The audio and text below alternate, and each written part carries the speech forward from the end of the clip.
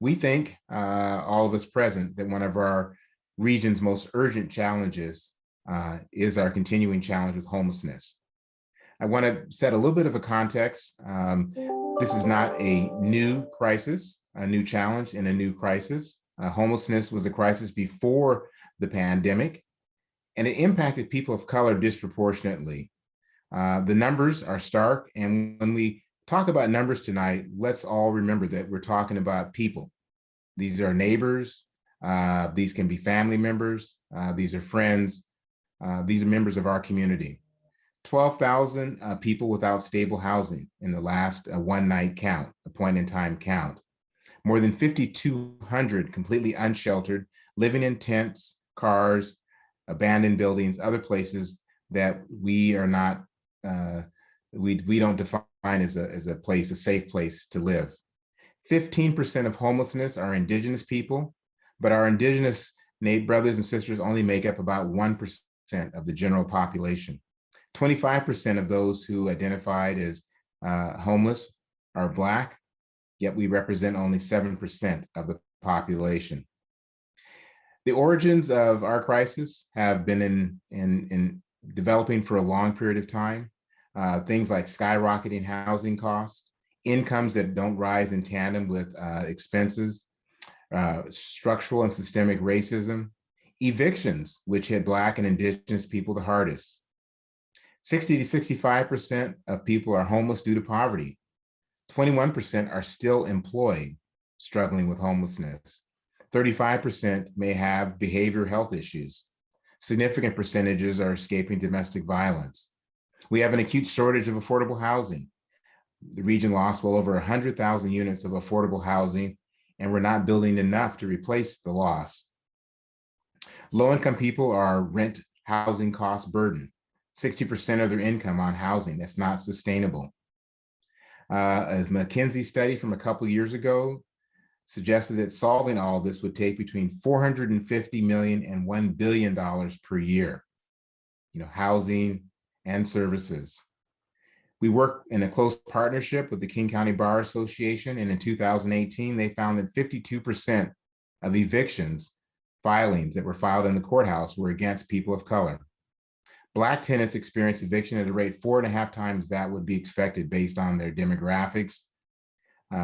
Most evictions are caused in our community are caused by non-payment of rent, sometimes for as small as a few $100s. So this is just some aspects of our homeless situation. I suggest to you that this is about people that we need to care about. We have folks in our community who have organized under the Lived Experience Coalition. Two of the members of the Lived Experience Coalition are with us tonight. I'd like to introduce to you Harold Odom and Jonathan Hemphill from the Lived Experience Coalition. Harold is also the co-chair of the implementation board at the King County Regional Homeless Authority, and Jonathan Hemphill is the co-chair of the governing committee. We're asking Harold and Jonathan to introduce themselves, talk about their lived experience, how they live, how they survive, what they see is needed to make this a much better place. And we've got about 6 or 7 minutes for them to jointly tell us a little bit of their experience, their perspective. I'll turn it over to, I guess, to Harold and then to Jonathan, please.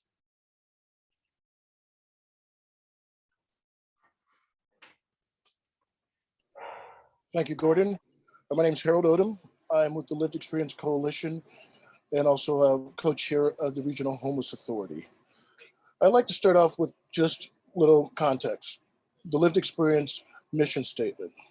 Lived Experience Coalition is a diverse group of people who are coming together to lift each other up, advocate for ourselves and others, and advance race and social justice.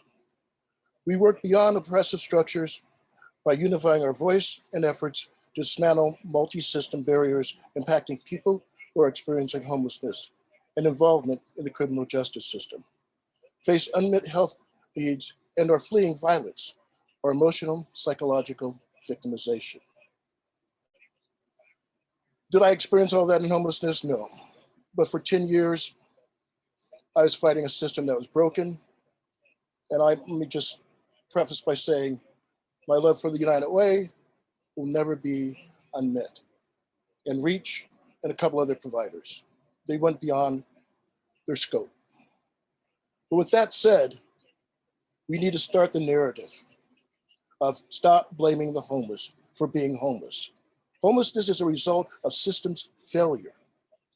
Those that are closest to the problem, us homelessness people, are closest to the solution. The LEC Lived Experience Coalition should not be a token. Let me paraphrase a man who I greatly admire. Fellow citizens, pardon me, allow me to ask why I am called upon to speak here today. I have, or those I represent, if we are not at the table, we are on the menu. Frederick Douglass, day after other people's 4th of July, 1852. Let's look at some of the failures. Government at every single level. Systemic racism in everywhere we walk, everywhere we work, sleep, in every aspect of our lives. The lived experience is not a sellout. We need to be here today stating the scourge of this nation, the racism that impacts Black and brown people, people of all shades, haphazardly and unfairly. The land, and let me say this very clearly, when my grandfather died defending it, the land where my father died defending it, and the land that is of Black people's pride. Systems are broken. We look at the war on drugs that disproportionately attack Black people, redlining by bankers, and remember, it keeps going on and affects everyone. Remember 2008, and remember this. In the year of pandemic, how many billionaires were created?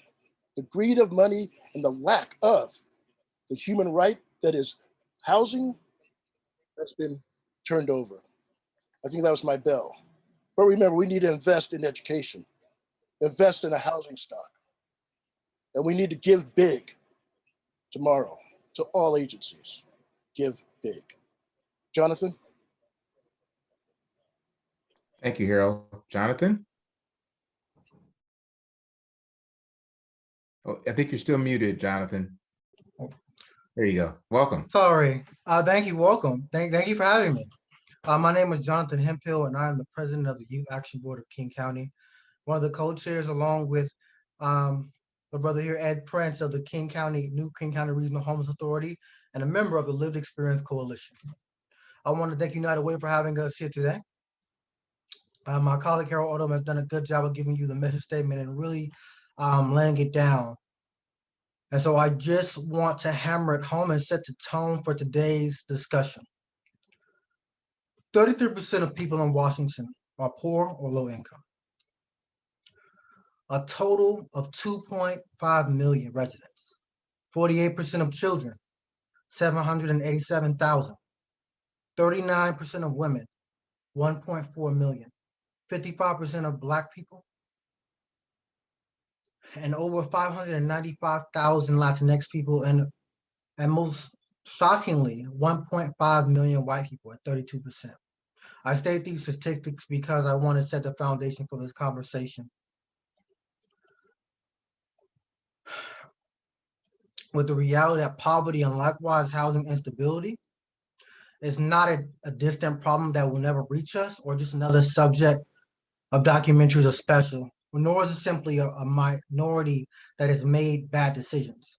This is not just a citywide or countywide. This is a systemic issue that is national and also statewide in particular.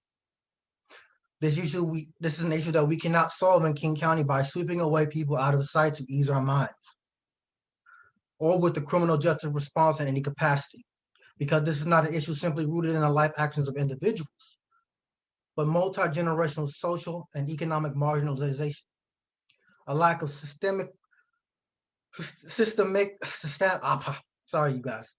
a lack of systemically supported human and culturally rooted community organizations and services, community neglect, and a lack of education.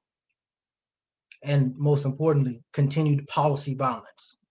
99% of folks out on the street never imagined that they would be without a home in their lives, nor do they want to be out on the streets.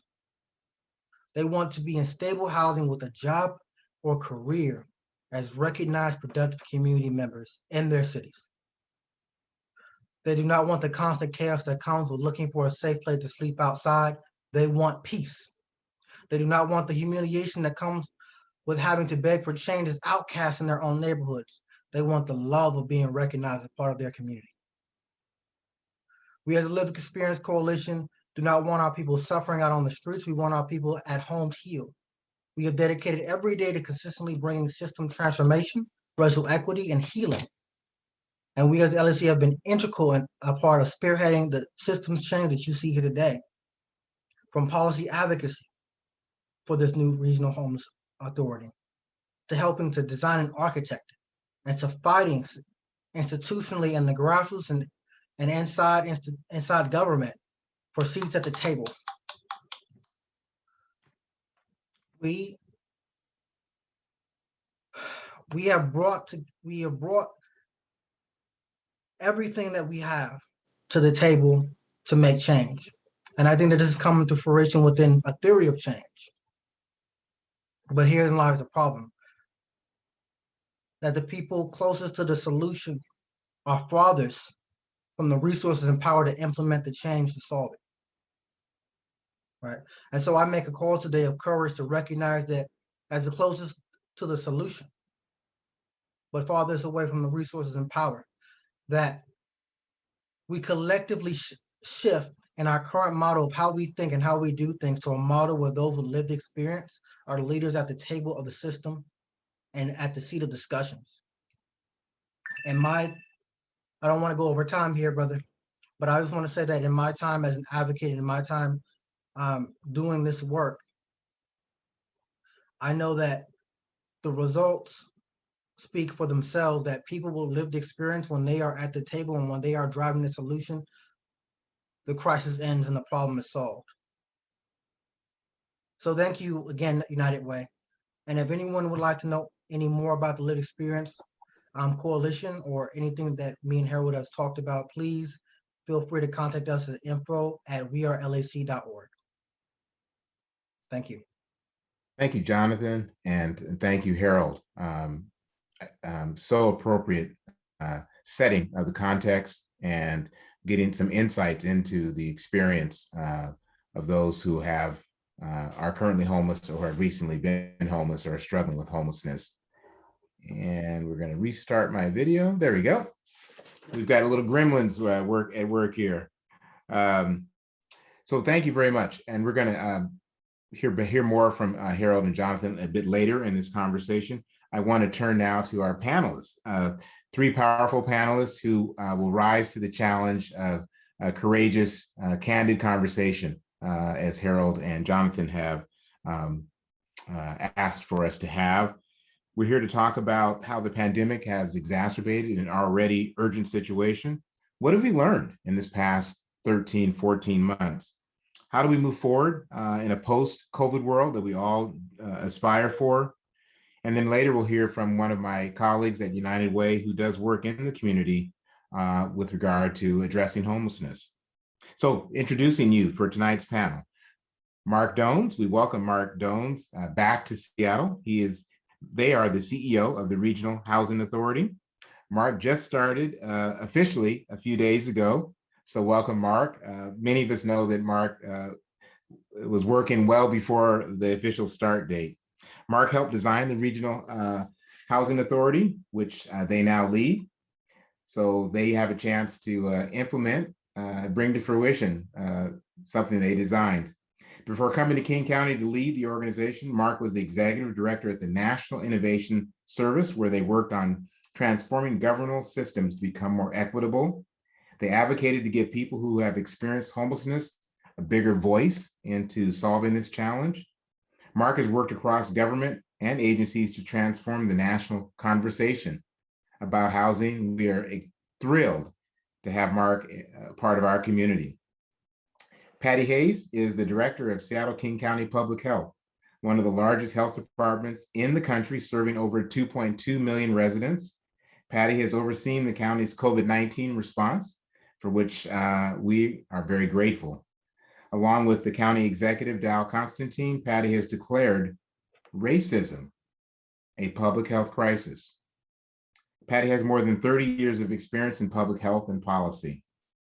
And not least at all, Ed Prince, council member from the city of Renton.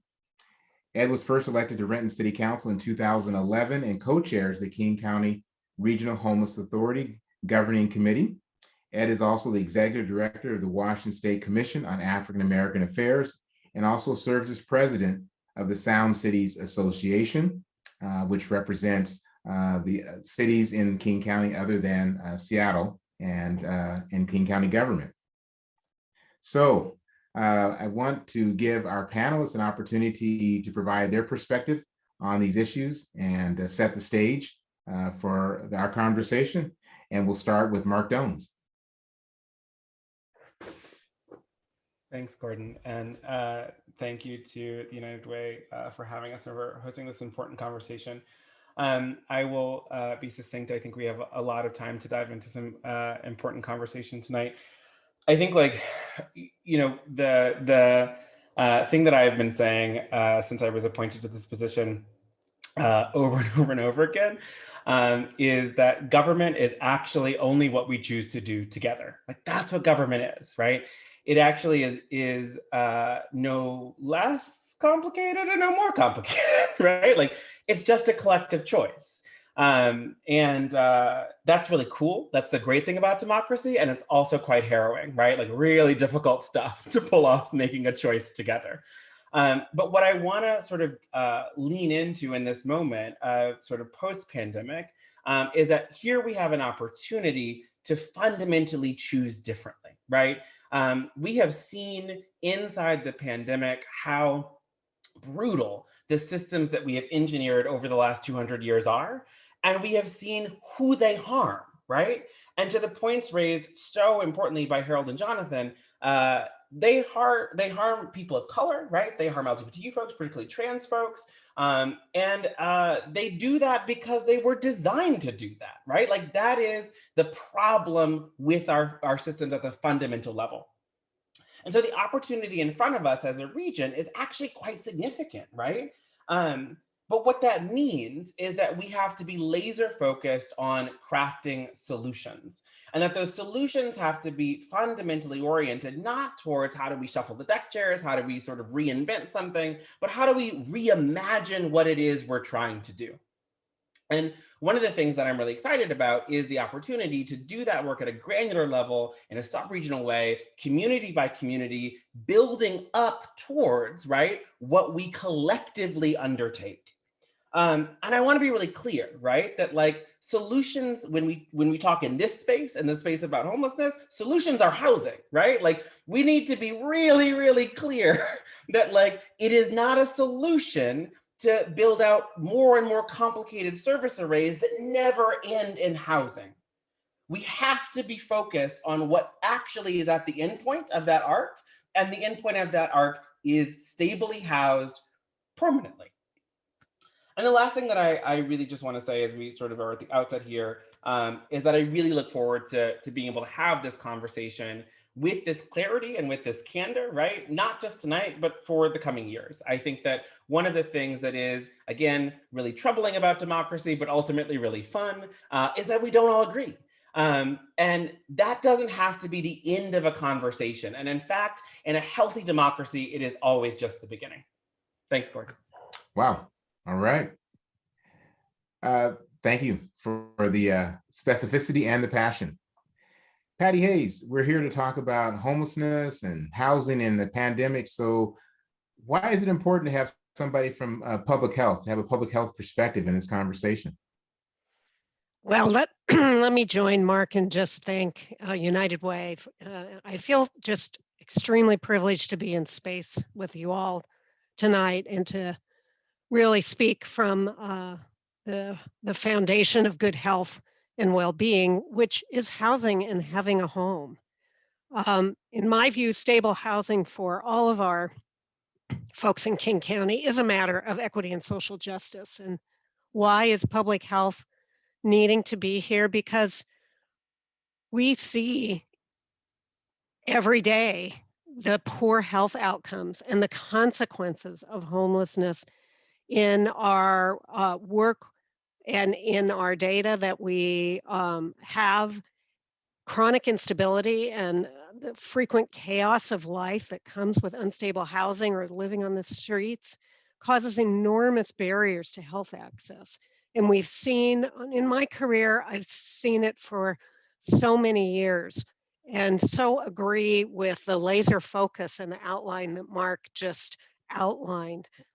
You know, when the pandemic came, it just shone a huge light on the racism and the systemic racism policies that are within all of our systems.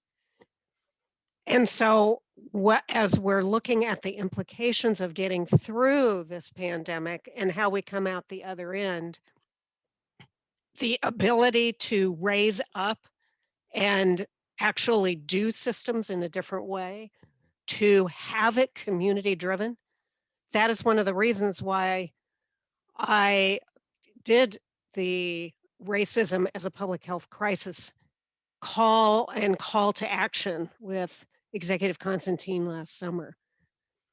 I mean, simple things like being able to keep medical appointments can be impossible. Chronic instability leads to medical outcomes that are poor. We've known that for years. So as the pandemic has demonstrated this like nothing else, our work is really aimed at addressing these challenges. And one of the things that I look forward to talking with everyone tonight and every day is, how do we turn these tables to be laser focused, to address systemic racism, and to build the community voice, the community-driven solutions that will actually lead to permanent housing, to health, to wellness, and to the ability for us all to come together and build that well community. So it's such a privilege to be here. Thank you. And it's our privilege, and we look forward to this. Councilmember Ed Prince, City of Renton, President of Sound Cities. We often talk about Seattle. We talk about Greater Seattle.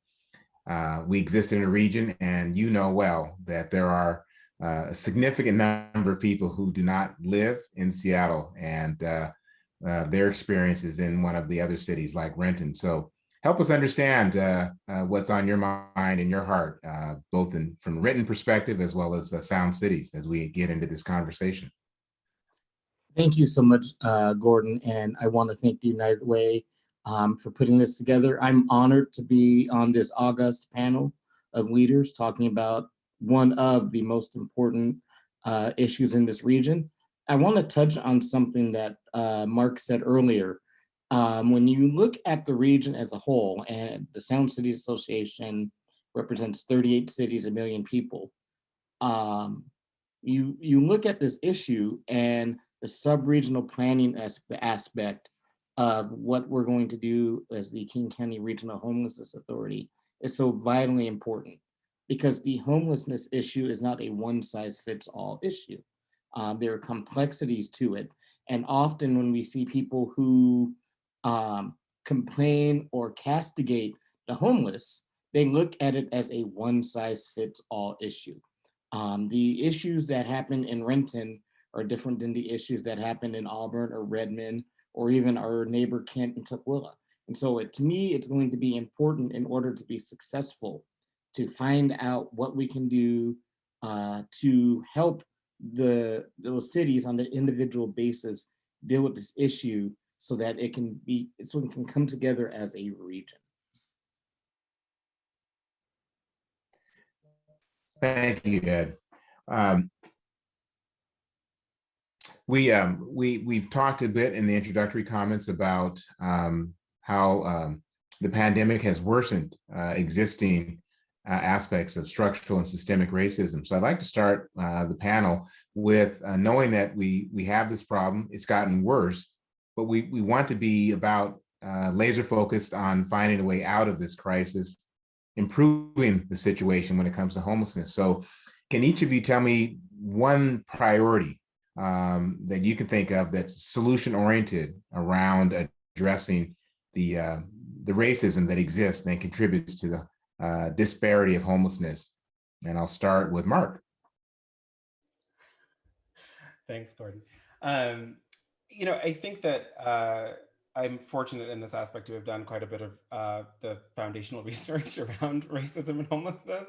And so one of the things that I've seen over the last decade in my work is that how our systems interact with communities of color is often counter to how communities think of themselves, right? And in some ways, to Councilmember Prince's point, right, that when we talk about how people live and the sort of one size fits all solution making, what we have done is approach crafting solutions through highly individualistic approaches, right? That are sort of like Gordon McHenry, like get this thing, right? But you're worried about a lot of other people, right?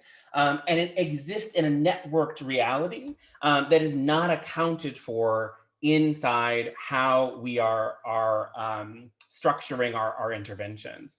And so we support individuals, okay, but we don't support communities, right? And what we understand about how folks experience homelessness, particularly people of color, is that it is in a networked and community function. And so we need to be engaging communities as we think about what it means to end homelessness, right? And I say that not just in the sense of, prevention, right? Like it's easy to think about that through the lens of prevention, but I'm also talking about when we think about people who are living in encampments, when we think about people who are, experiencing unsheltered homelessness, oftentimes, right, folks are experiencing that in a community. And when we don't do the work of lifting people up stepwise together, right, we often find that we create more harm than we do good. And we create these very isolating and re-traumatizing experiences that make it very difficult for people actually to maintain their status in whatever housing we have managed to put together for them, right? And I think that what this points to, if I'm sort of like taking a step back and again, thinking about like what did the pandemic highlight for us, right? It's that we like can't actually continue to survive in this deeply solipsistic individualistic society, right? Like we live together, right? We work, we breathe, we do all this stuff together. And when we don't orient our systems architecture towards understanding that fundamental social reality, we really fail to engineer the right kinds of things that communities need. Thank you, Mark. Ed, I'm gonna go to you and then over to Patty because in part, Mark started talking about community and you lifted up this aspect of the diversity and the locality of the various communities that exist within what we call the King County region. But tell me what would be a proposed solution or a tactic that you would prioritize, please. First, I have to echo something that Mark said earlier. The system is what we thought it was, to paraphrase the former football coach, Denny Green. And I think one of the things that we need to, that I've realized, and I come from this years ago in the former life, I worked for a nonprofit that served the homeless. We need to make sure that we are offering culturally appropriate services to folks. And again, I think when we're talking about the one size fits all aspect, I think looking at the needs of our BIPOC community as a whole, there's some differences there, and we need to make sure that we are offering culturally appropriate services to make sure that people are being successful. Very, very good. And I neglected in my housekeeping to mention that we do have live transcript enabled. So for folks who want to turn on the live transcript, I understand you go to the bottom of your screen, and to the right, there is a CC live transcript. I apologize for not mentioning that earlier. Patty, your thoughts. You mentioned earlier whole health, the importance of safe and stable quality housing to a person's health. But tell us more. What from the public health perspective is priority as we try to emerge from COVID and move into a recovery phase? Thanks. And I, I'm happy to be last on this comment here to build off of the others, because, being within county government, I really feel it's essential for me to test new models and to really push the system. And I'll give you a couple of examples. The movement from something that we used to call community engagement to actually community driven. What does that mean? How does that manifest itself? We've used the opportunity to build actually groups that are advising. Our pandemic community advisory committee actually helped us develop the mask guidance early in the pandemic, because we knew that the Black African American community had concerns about what was going to happen with targeting if we did a mask mandate. So turning things upside down so that the community is driving how we're doing the work. And then secondly, particularly as we are working to get through this pandemic, we have really focused to bring services in a different way. We've always had, as you know, Gordon, a mobile team, but we have developed that just hugely with partnerships and building off of this idea that the addressing this pandemic has to be community owned, community lifted, and community addressed in order to make it work. So we developed work through that advice so that everything from testing coming out to folks to the way we're now rolling out vaccinations is just part of this trying to rethink, relook at all of that service delivery system as we're dealing with the systemic issues of how do we get to stable and housing, enough housing. Thank you, Patty. You ended in an area I want to pick up and poke at a little bit, which is because of the crisis, we reacted and behaved as organizations and individuals in a much different way because we were dealing with a pandemic, the coronavirus pandemic. We did things that perhaps we could have done earlier in a declared state of emergency. So when we think about innovations like service delivery, like increased mobile delivery of services, utilizing space in hotels to reduce congregate shelter, but instead folks have individual rooms. I'm going to ask each of you to name an innovation that occurred in the last year that you're aware of that you would want to see be a part of our structure, our system, when it's not caused by coronavirus. In other words, we have adjusted the system to lock in an innovation that we put into place because of coronavirus. And I'll start with you, Patty, and then go backwards up to Ed and to Mark.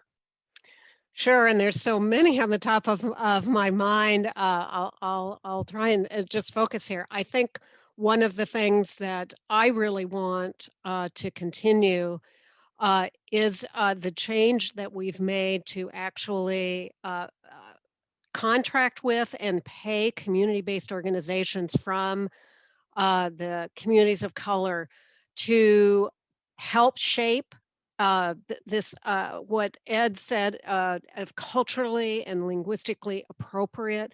We need the community to advise us. And so we have shifted and used the dollars to really establish that payment, and it should have been many years ago. We've asked people to step up from community so many years and not support them. So we have to continue that. We have to have the respect for community in order to really move the dial in this area. Great, great. And I'm doing this in this order because that enables Mark to lock in, to capture all these great ideas and make it happen, because Mark's the CEO of the King County Regional Homeless Authority. So keep taking notes there, Mark. Ed, what's one thing that you have noticed, experienced, that you would want to lock in and have become foundational to an improved structure and system for addressing and preventing homelessness? I would say the partnership that the county has with cities.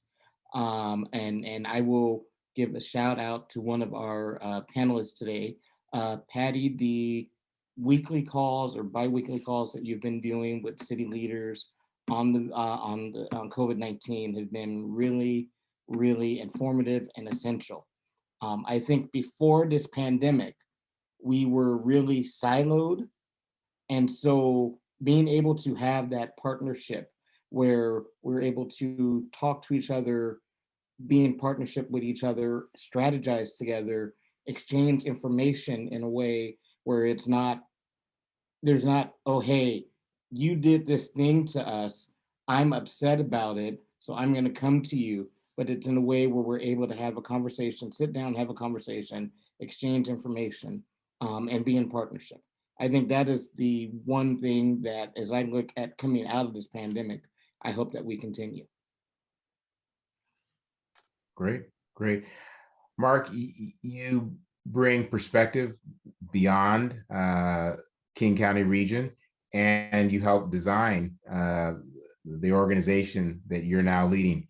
Tell us one or maybe one and a half things that you would want to lock in over the next few weeks and months as you help us on a regional basis. Yeah, I think that, like, you know, the first thing is we got suddenly so good at using actual data. Like over the course of it was remarkable, right? Like over the course of the pandemic, like in a matter of weeks, we were like, oh, we need to know stuff now. Like, and it really fundamentally changed the course of our ability to be responsive, right? And so I do, you know, I'm a social scientist. I'm a huge nerd. Anyone who knows me knows that I'm kind of no fun, but I love knowing stuff. I think it's great for making decisions. And I really want us to, as a region, as a nation, right, to commit to continuing to drive towards real-time, granular data. Who needs help? Where are they? What help do they need, right? That is how you build responsive public administration that like actually does the right thing. I've said this a couple times over the now 7 days I've had this job. But being a public administrator, right? Like Patty and I have very similar jobs. She's just done it way longer than I have, and so I'm gonna come talk to her all the time. But being a public administrator of this scale is essentially you're looking at a defined geospatial space, right? You have resources, you have need, you deploy the resources in relationship to where need is on the map, right? We previously didn't really have a good map. And over the course of the pandemic, we really fine-tuned our real-time data skills around who needs help and where are they. And so I really want to keep that. And if I'm allowed to go to 1.5, as you graciously allowed, I think that the other thing that I would push for, and it's in relationship to what Harold and Jonathan said, is that I and Patty, right? I want us to be closer to people who are experiencing the thing as the primary audience we are listening to and working with inside solution crafting, right? I just think that other approaches, Jonathan is correct. When we listen to people who are experiencing the thing, we immediately are like, oh, okay, we'll just do that, right? And when we don't, we waste a lot of money. And I think that I am interested as a steward of public funds in not wasting money. I think that's not why people want me to do this job.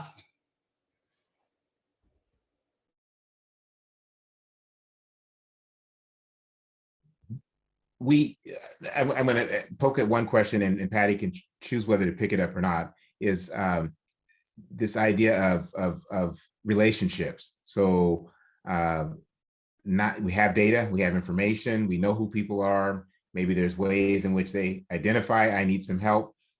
But what if that's 12, 20, 30,000 different people? How do we create a system that is rooted in relationships to come up with the services, the support, the trust that's necessary to drive the change? And curious about that. Patty, do you have any perspective on that? Well, I think about that all the time because I'm dealing at those and much greater levels, which is why for me, it's always pivoting back to how are we talking about what community is? Community is not one thing, and it's not one group. And so the more we create these narratives and stereotypes, and we're not sitting in cultural humility around all of our approaches, we're missing what people say. You have to be out, you have to listen.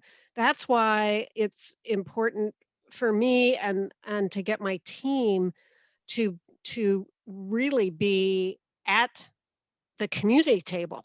Where is that? We're always searching, where is that table? I'm tired of government making tables and having people to have to come there. I mean, I get a lot of feedback. The different communities, they're really tired of that. They're tired of government coming out, pitching some idea, getting feedback, and then taking it into some black hole, and they never know what happens to it. And that's kind of how data's been handled in the past. And Mark's right, we've turned that upside down, and we have this transparency right now.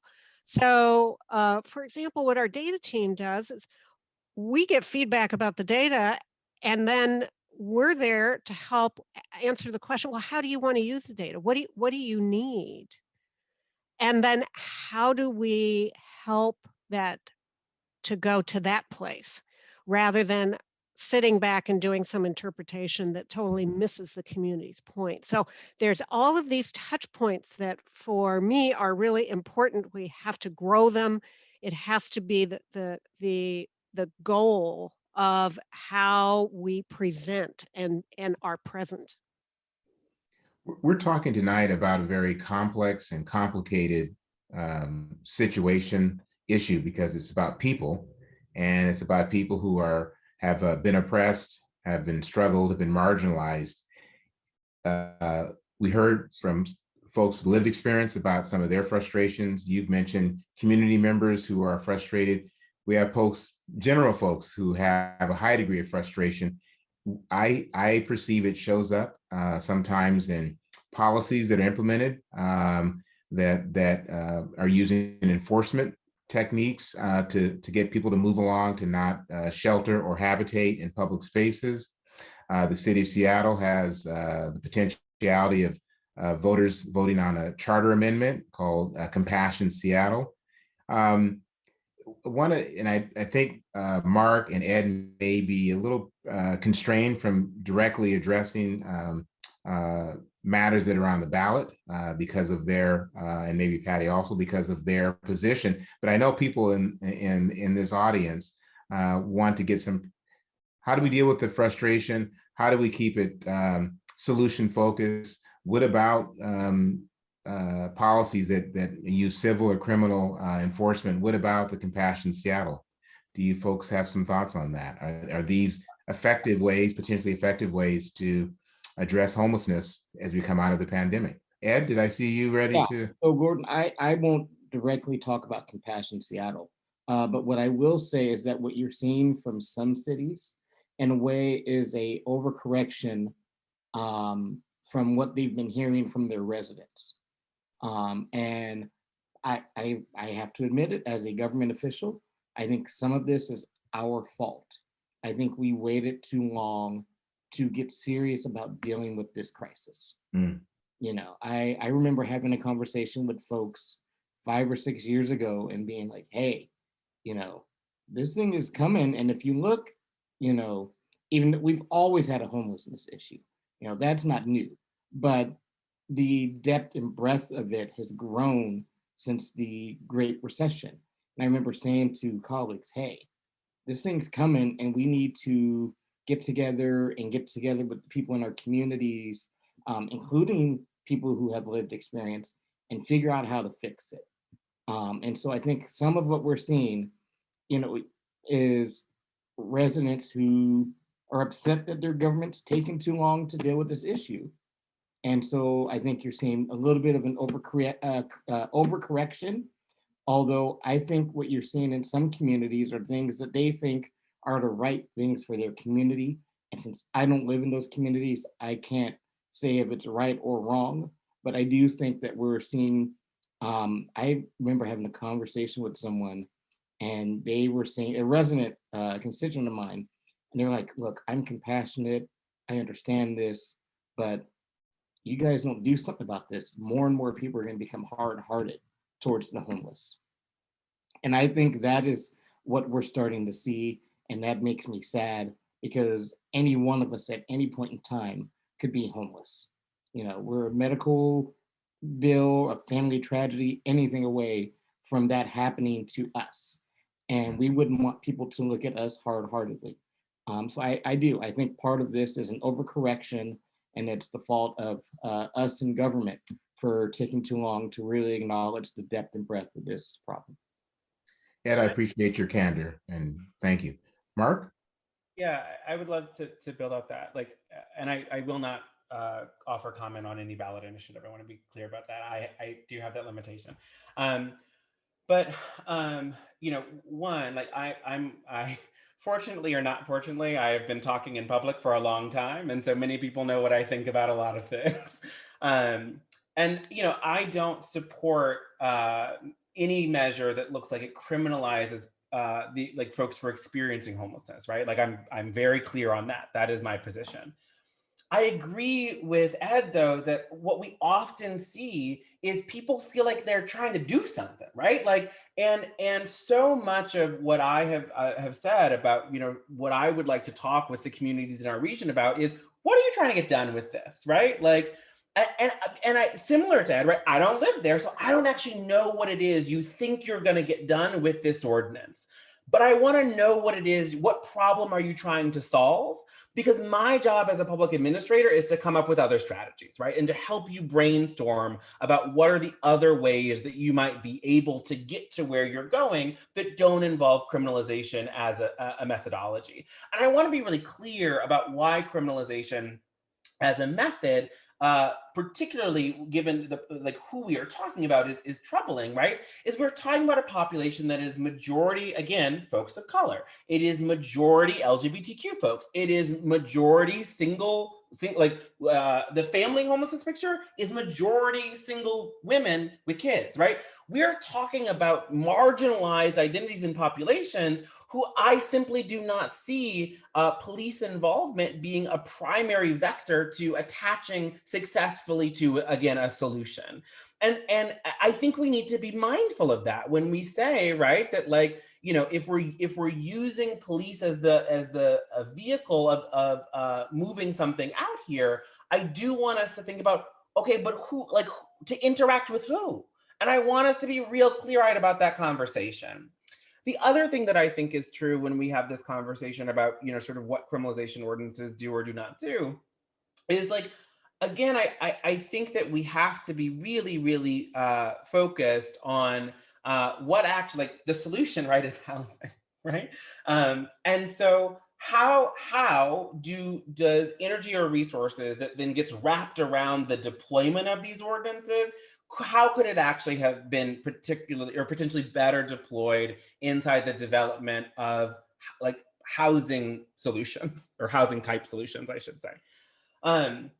And then the last thing that I'll say, which I think I just want to I've never really agreed with something more actually, that like this is our fault. Like we, and I say this as a person, I've worked inside the homelessness policy space for a decade, right? Like both in and out of government, and had the same conversations of like, this is getting worse, and I don't know that we're really keeping up with that, and I don't know that we have a plan, right? And so what folks are experiencing now, what we are experiencing now as public officials or electeds, right, is people's rightful frustration. And I want to be super clear here, right? People shouldn't have to live outside. That we should all be mad about that, right? And the how that manifests, I want to be super clear, is like, and I'm going to be really, really, really like crude here, right? Like, I shouldn't have to walk down the street and see someone defecating in the same way that someone shouldn't have to defecate in the street. Both those things are true. And one of the things that we don't acknowledge, right, is that, again, we are networked individuals, we are social, right? If I am walking down the street seeing people experiencing trauma, I am experiencing a secondary trauma.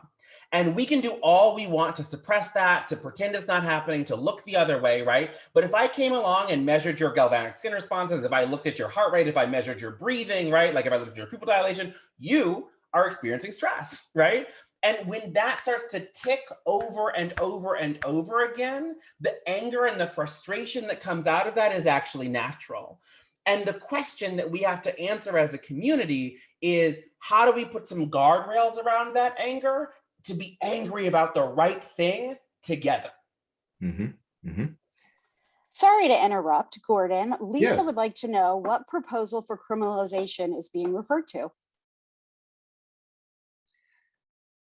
That's a great question. Do any of the panelists want to respond, or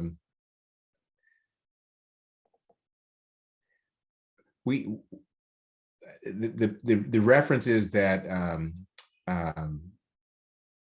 there are aspects of the Seattle compassion that talk about when the city would be able to move people along. So, and how does that happen? So there are elements, people are wondering, how do you do that in a way that is humanistic and supportive? Some of the organizations outside of Seattle have put in place measures through ordinances to mandate or to incentivize folks to get help to accept help when offered. So I think that, Lisa, is what we're referring to, without wanting to get locked into it in terms of specificity, because I think Mark is pretty wise. It's best to go to those communities and ask them what problem do they see, and work on that solution. So we'll leave it at that. I think there'll be more conversation around this, and encourage folks to stay active with your local electeds in terms of what you're seeing and how you want them to help. We are going to switch over to questions from the chat, so we'll take a look at that, and Sharon can always help me. There is a question about United Way's primary role and value proposition reducing homelessness. One of my colleagues will talk about that, but a lot lately has been around eviction prevention just before the pandemic hit, knowing that the majority of people facing eviction are people of color. And if you get evicted in region of King County, there's a greater than 50% chance you'll be homeless if you're evicted for failure to pay rent. We've been doing rental assistance using dollars from private donors and the state, city, county, and feds. So that's been a big deal for us. And that forms into what I think Mark and Ed and Patty talked about. That's a form of prevention. So there is dealing with folks who are literally homeless right now. And there is working with folks when you become aware of them who are in danger of becoming homeless. And a lot of us believe if we focus on that kind of strategy, reducing the number of people who are likely to slip into homelessness, it helps with that stress that Mark talked about. It helps reduce the pressure on the system. And it's the human thing to do. If you know somebody's struggling and there's the ability to help them stay where they are, let's do that, rather than, oh, now that you're homeless, how can we help you? So that's some ways United Way is involved. And like I said, my friend Wayne Wilson will talk about a couple other ones. There is a question from Paul to the panelists. Paul would like some specific examples of what you all are doing or have done to address homelessness, and that can be with or without United Way support. So there are some specific things, Patty, Mark, Ed, that you would lift up to address homelessness in a way that is solution oriented and intended to be more than just a transactional touch point. And keep your questions coming in, please. I'm happy to start with that, Gordon. Yes, please. My first year on the Renton City Council, we had a group of pastors come to us that formed an association called REACH. And REACH wanted to use the city of Renton at one point had its own jail in the basement of City Hall. And as the city grew, we decided to partner with other cities and go into the South County Correctional Center. So we had empty space in our basement. And they were wanting to use that for a day center. And my first thought was, ooh, jail. We partnered with them and we made that space look less institutionalized. And it became a day center for people experiencing homelessness, where we connected them with service. We helped get many into housing. And they were, we worked, and it wasn't until the pandemic hit and City Hall closed that we weren't able to use that space that REACH named the Center of Hope. And so we were really active as a city in helping get the Center of Hope off the ground and helping get mainly women with children who were experiencing homelessness housing. Patty, please. Yeah, I'll give a couple of examples. One of the projects that are under the Best Starts for Kids initiative is a homelessness prevention strategy, which is basically folks that are vulnerable to become homelessness. There is assistance to stabilize, whether or not that is paying a few months' rent, helping the mom who's in crisis, who needs help reactivating some certification or licensure so that there can be income stabilization.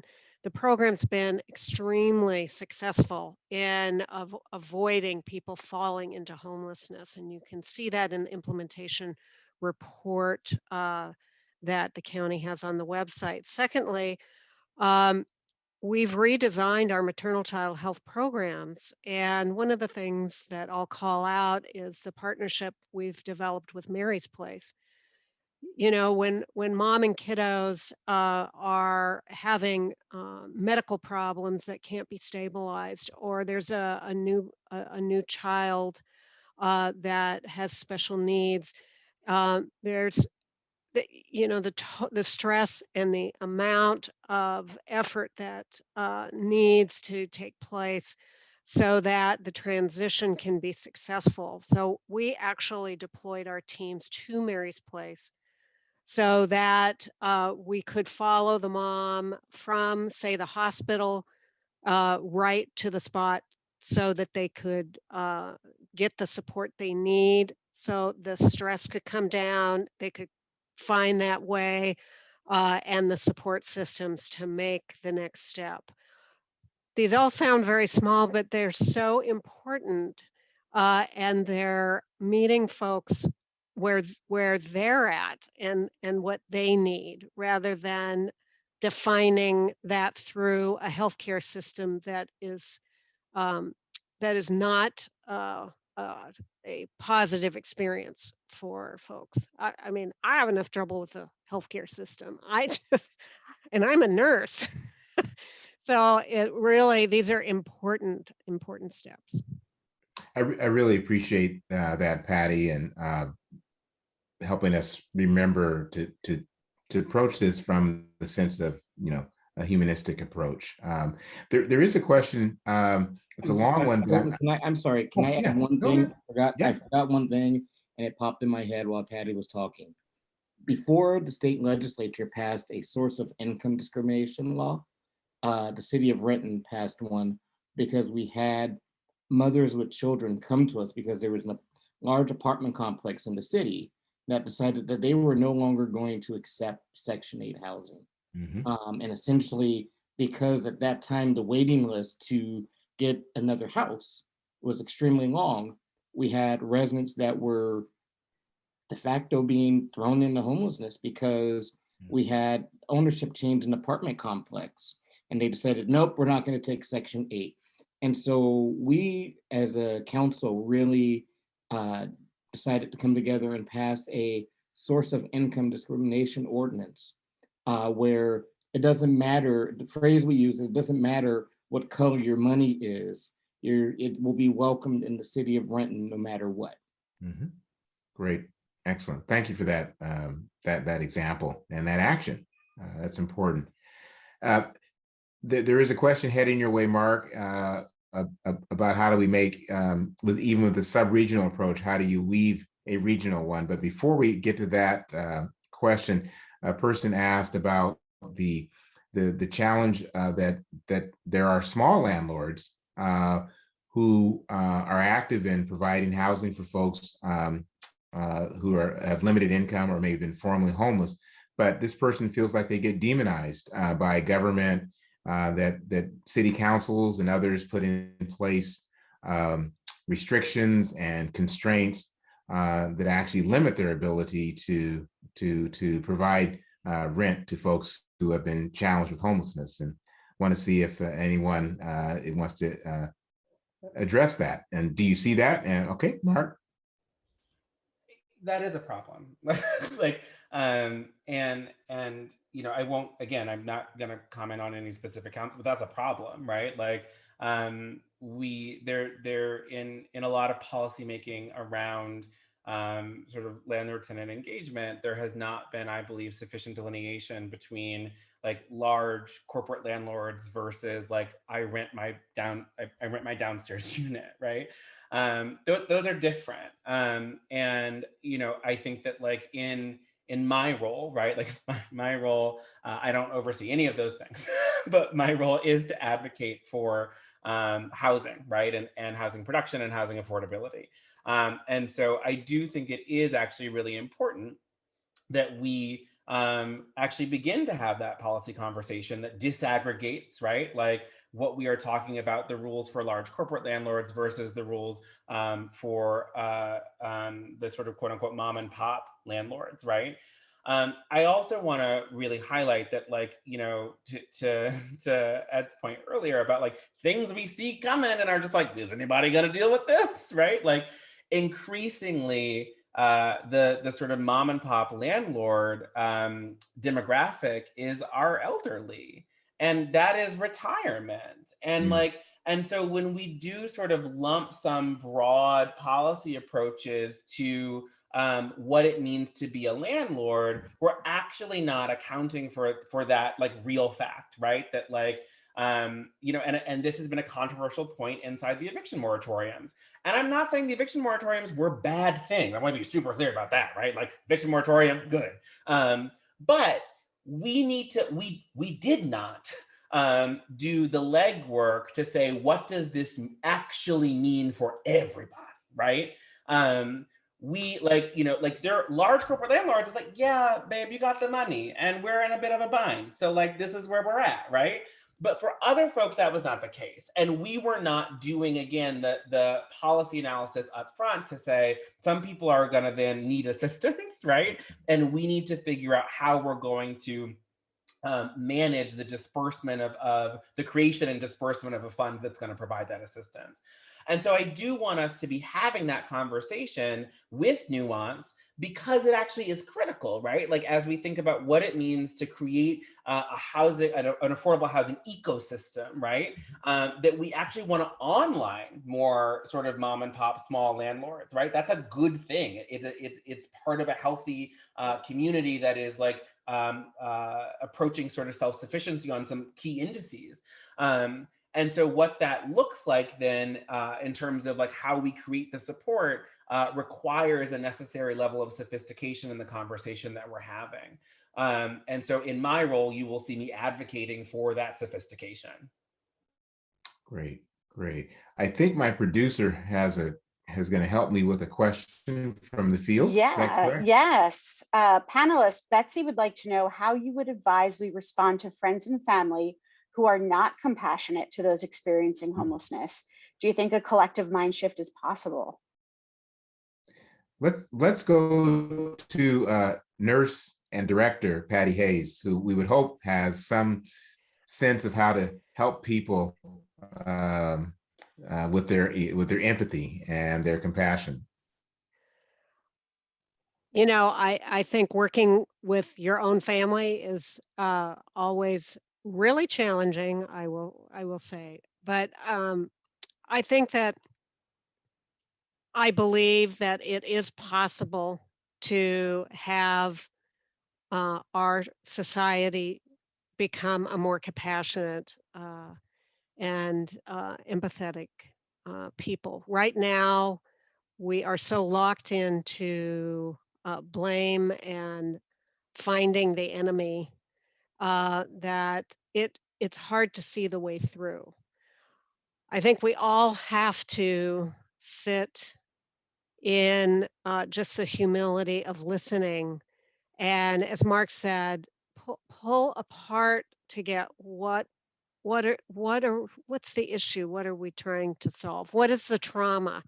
We're all traumatized by this pandemic, and it is going to take a generation of mental health. The amount of post-traumatic stress disorder that I think we're going to see from all sectors of our community is deep. I worry deeply about children right now, being a maternal child health nurse. So I think the answer is we have to come together. We have to start where we can and begin to build that truth so people see it, to ask those questions when we have a policy that has not been well thought out and needs to be rethought, the bravery to make a change, and then to really move forward. And when people begin to see that things can change, that again reduces that stress. So those are just such minor things, but this is a very deep question, I know. That's powerful wisdom, and I want to pause at this point and let us reflect on that, and at the same time bring into the conversation Mr. Wayne Wilson, who is a community impact manager at United Way of King County. Been with us about 5 years, but long time working with folks struggling with homelessness, and he has some perspective to share from one of our programs called Streets to Home, working to get folks housed and at the same time aligned into employment to help them remain stably housed. And Wayne, can you share a little bit of your perspective, your experience with this? Thank you. Sure. Thank you, Gordon. And thank you to everyone who signed on. And I haven't seen so many of you in at least a year that I looked at the group of people who are signed on to this call. So I just wanted to take a second and just smile and let you know that all is well in Wayne's world, and we continue to push on. It's a privilege to be at United Way and serve people in this capacity, because the work that we do related to homelessness is all about people. The goal at United Way is always to meet people where they are, listen to them, find out what they need and how they need it, and present solutions to people in their own way. Last fall or so, we had an RFP to once again take a new look at Streets to Home. Harold Odom, who's one of our people who is of lived experience in the Lived Experience Coalition, was part of that group and was part of selecting these service providers. So again, we're trying to meet people where they are, include people who need the services, and also serve the entire community, not just Seattle, but we have representative organizations throughout the entire county who could serve any homeless people or persons wherever they are in the county. Today, I'm specifically going to talk about Streets to Home, which has been an initiative of United Way for about 6 years now. I had the privilege of designing and developing Streets to Home, even when I worked for one of the service providers prior to working for United Way. United Way has introduced Streets to Home as a way to quickly connect people to housing and income. And the goal of Streets to Home is to keep it really simple by meeting people where they are, by listening to them, and just giving them what they need as they need. We all know that when someone becomes homeless, the faster we work to move them off the streets helps them to just have a brighter life and to continue to allow the things like their self-esteem and self-worth to stay high. Because what studies have shown us is that the longer people do remain homeless and jobless, their self-esteem and self-worth falls down quite rapidly, even with around at least 30 days, things start to deteriorate. So with Streets to Home, we're able to move people off the streets very quickly with flexible funds. But yet we know that when people have flexible funds and they're able to move into housing and to either hotels or motels or somewhere that's off the street or out of a car or even out of shelter, we know that people need income to maintain the housing that they have. So as we press forward with Streets to Home, people are both introduced to opportunities to either first get somewhere to live and then get a job, or it could go the other way. People who already have jobs, who live in shelter, have an opportunity through Streets to Home or with Streets to Home funding to get somewhere permanent to live. Next slide, please. And here's how it works. United Way has hired 10 different organizations, or I should say partnerships and organizations, to do outreach work throughout the entire community, working with both individuals and families who are homeless. Those people work collaboratively with the family or with the individual to identify their needs, to figure out what it is they need in very specific ways, and remove the barriers to housing and income or employment for those persons.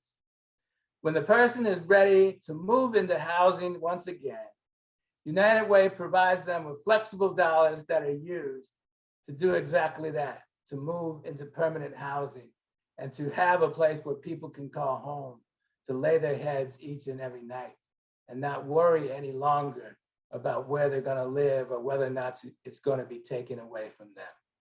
Next slide, please.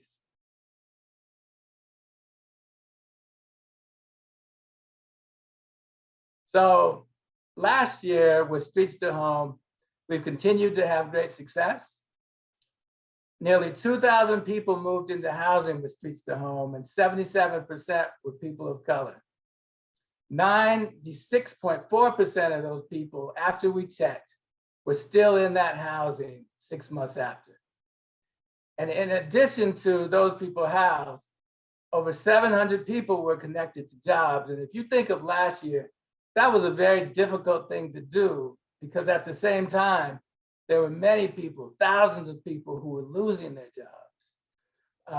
But United Way Streets to Home success was part of what helped to move people along over the last half of the year to get back into income as things just started to open up a little bit more, knowing that 65% of those people who got jobs were people of color.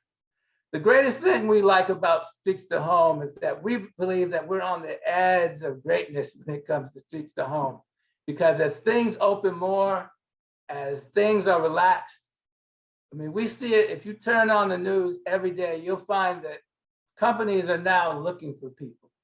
So we believe that we're positioned at the right spot, at the right time, in the right place, so that our dollars can be used to move people who are on the edge back into employment and then back into housing. Next slide, please.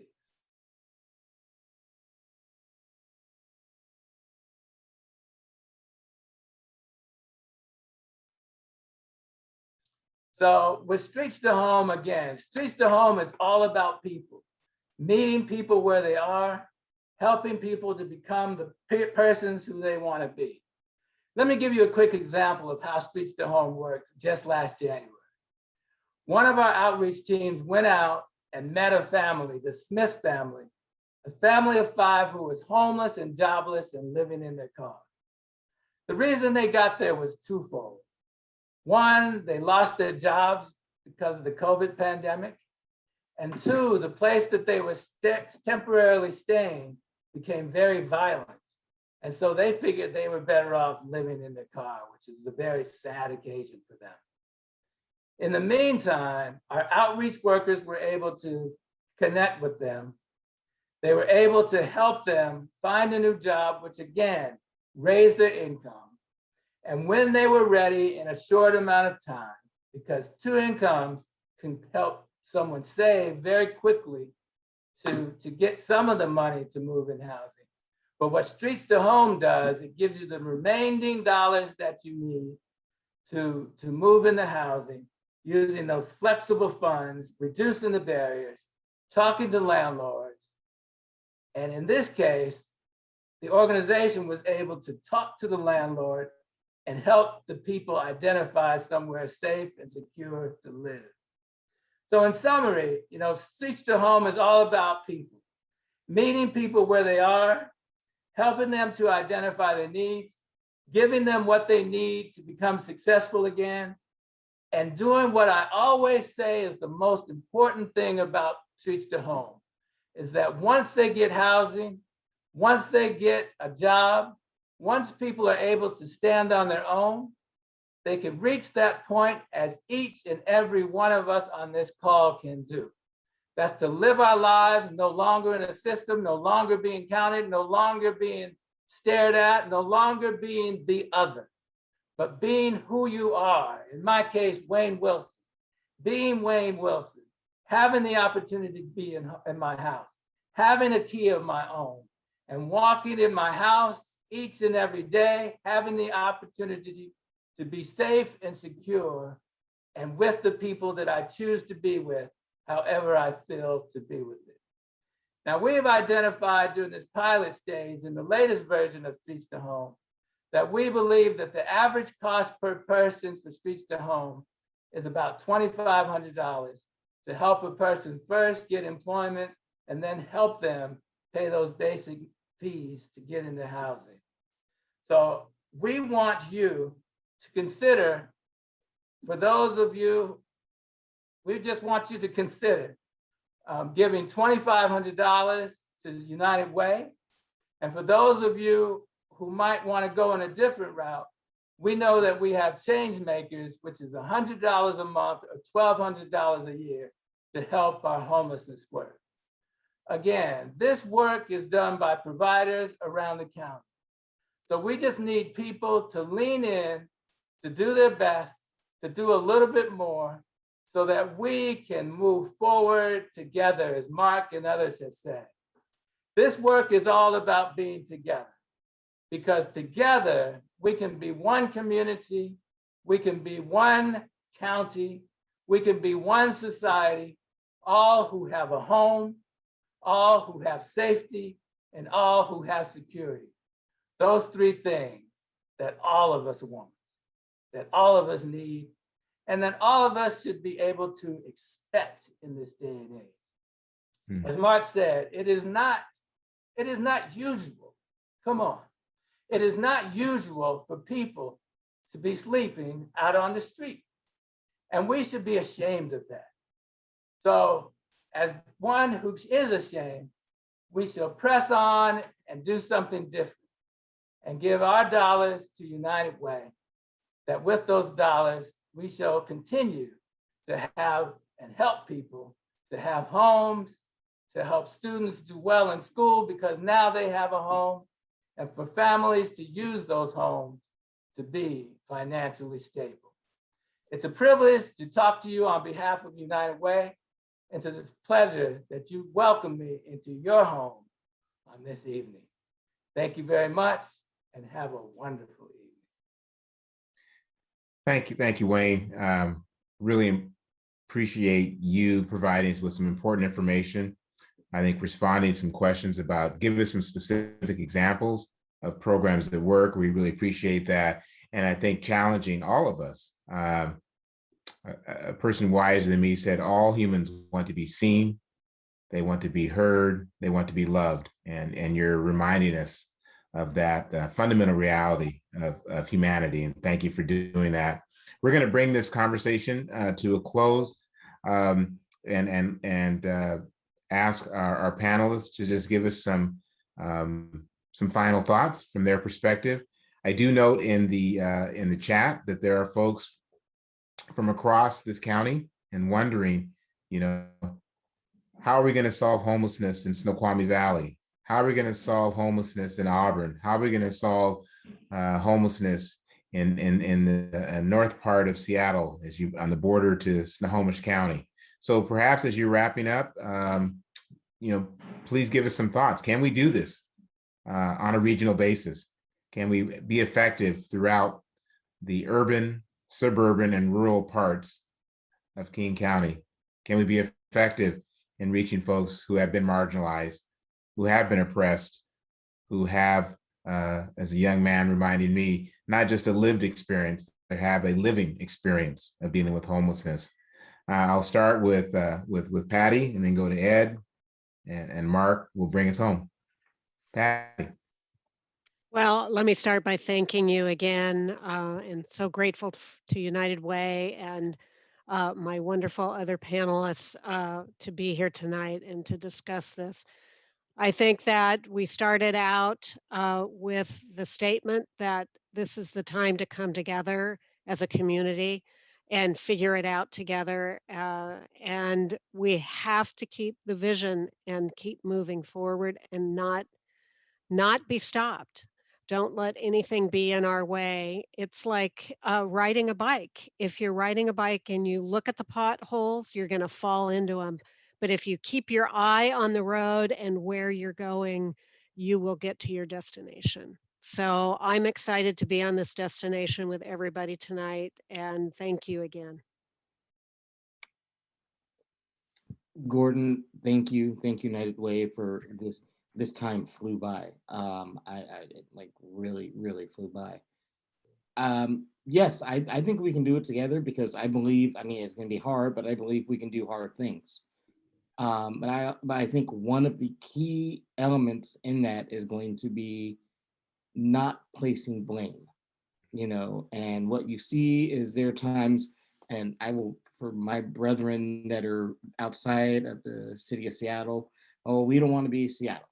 But that doesn't help deal with the issue, I became an elected official because I wanted to solve problems, not point the finger at blame. So to me, as long as we focus on the issue, work together in partnership and not point blame, I think we can be successful. And one last thing, because it kind of came up tangentially tonight, a huge issue on the horizon is the eviction moratorium and what we're going to do when the moratorium finally ends and how we're going to provide services to those families who may not have money saved up to pay the rent that they've not been able to pay because of job loss or whatever else for the past 14 months. We will have a whole new cohort of people who are experiencing homelessness if we don't get our hands wrapped around what we're going to do when the eviction moratorium ends. And with that, I will cede my time. No, thank you so much, Ed. And I said Mark was going to bring us home, but actually that was a misspeak on my part, because just as we started with Harold and Jonathan from the Lived Experience Coalition, they will be the ones to bring the conversation to a close. Mark, we've laid out a lot of opportunity for your leadership and service to our community. Any final thoughts?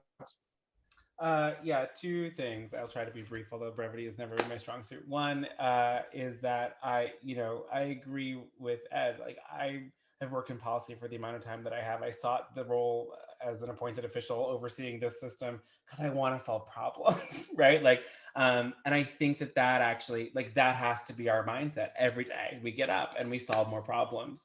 If we, to Patty's point, if we falter in that, if we lose sight of what we're trying to do, that actually is the thing that I worry about the most in terms of our ability to accomplish it. I do fundamentally believe that there is no region in this country better poised to actually end homelessness than ours. I just think that's true. I will take this brief moment to also sort of address the question that you posed about what does regionality mean with all this variance, right? I will say very clearly, and I will say for the next 24 months at least, I have believed from the beginning, will continue to believe that good public policy bubbles up. It is not a top-down effort, right? It comes up from the communities themselves. And what we have in front of us is an opportunity to design a system, to implement a system, right, that lives and breathes that understands that nuance is actually cool. And in a world where Spotify can be here's everything you've ever loved in every genre, right? We can engineer a public policy system that can at least account for regional variance in our county. That I have to believe is true. You all have my commitment that, yes, that will be hard. Yes, it is a problem, but it is one that I wake up every day excited to solve. All right. Thank you. Thank you, Mark. Harold and Jonathan, your final thoughts for us as we bring this important conversation to a close.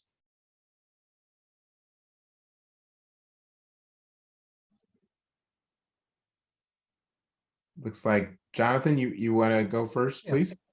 I'll go and I'll say, I know we don't have much time, but I'll say that we have an opportunity to radically reimagine the system and implement a change that we only thought was a dream. And I look forward to doing that with all of you. That's it. Powerful, powerful. Thank you. Harold. So Gordon, you have a few programs and some of them are on hold. United Way has been part of my life forever. From time in the 80s when my Uncle Charlie died of AIDS, and my United Way came to the rescue to help my mother find a mortuary that would take him and give him to rest in peace. Coming out of homelessness, Alice, who works at United Way, one of my advocates, Kadish, the LEAD program, Emerging Leaders, how to pick yourself and dust yourself off. But they give you wraparound services.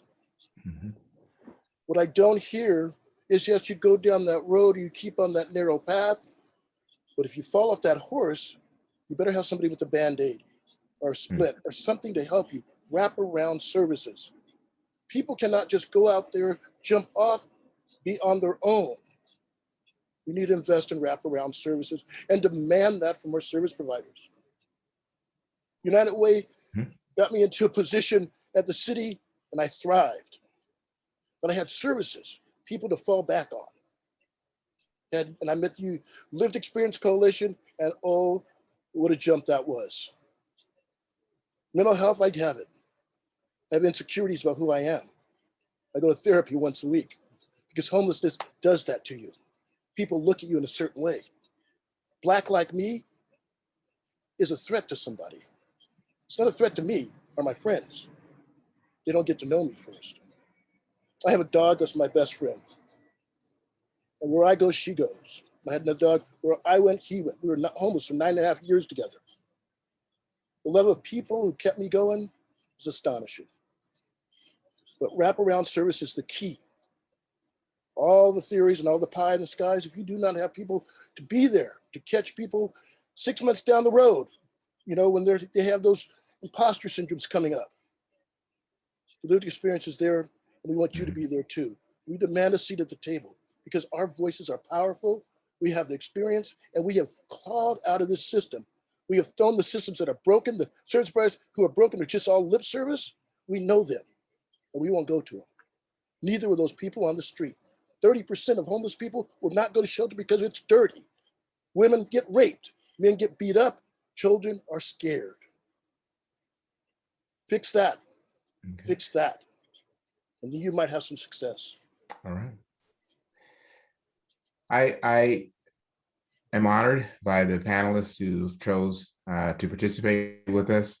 The courage, the challenge, the compassion that's been offered, the optimism that if we work together as a community, ground up, cultural, geographic, with focus on solutions, we can get out of this pandemic and we can actually begin to make progress in ending homelessness, supporting the folks who need services, who need housing, who need trusted relationships. I hope that all of you who joined us are a little bit more informed, a little bit more inspired to action. A lot of good people here, a lot of great organizations, not just United Way, that are doing this work, and encourage you to reach out, support, get involved, be a part of the solution, hold us accountable, and continue to spread the news that what this is about neighbors, friends, family. It's about our community.